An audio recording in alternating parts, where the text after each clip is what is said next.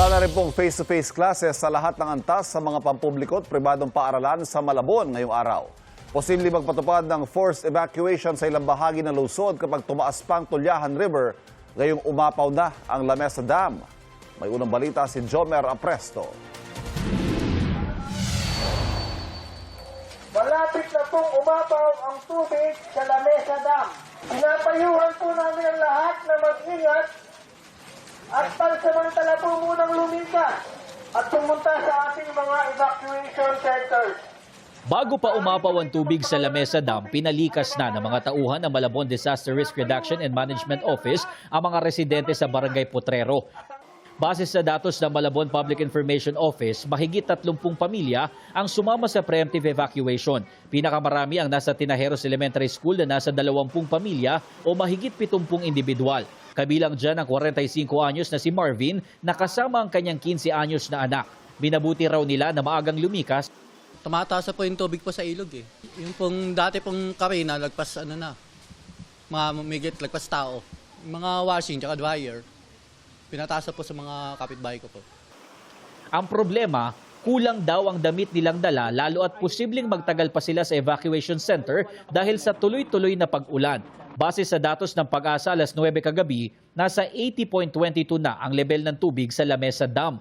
Mas mataas na ito sa critical level na 79.50 at sa spilling level na 80.15. Dahil dito, ayon sa Malabon City Social Welfare and Development, anumang oras posibleng magpatupad ng forced evacuation sa iba't ibang bahagi ng lungsod.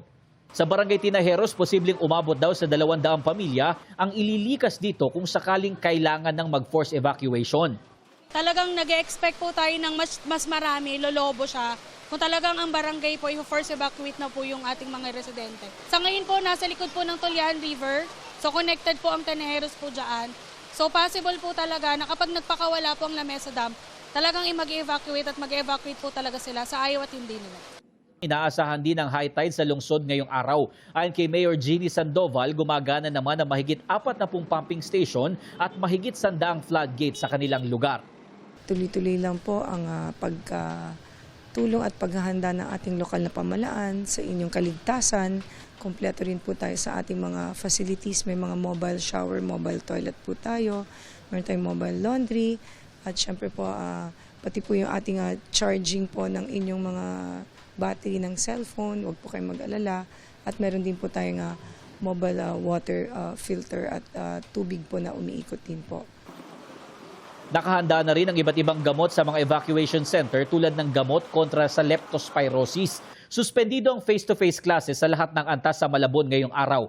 Ang mga residente ng Quezon City at Valenzuela na naninirahan sa kahabaan ng Tulyahan River. Nakahanda raw ang Valenzuela LGU sa oras na kailanganin ng ilikas ng mga residente. Ang Quezon City naman nagpaalala na sa mga residente na agad lumikas kung kinakailangan. Kabilang na rito ang mga nasa mabababang lugar sa Fairview, Forest Hill Subdivision, Quirino Highway, Santa Quiteria at San Bartolome. Ito ang unang balita. Jomer Apresto, GMA News.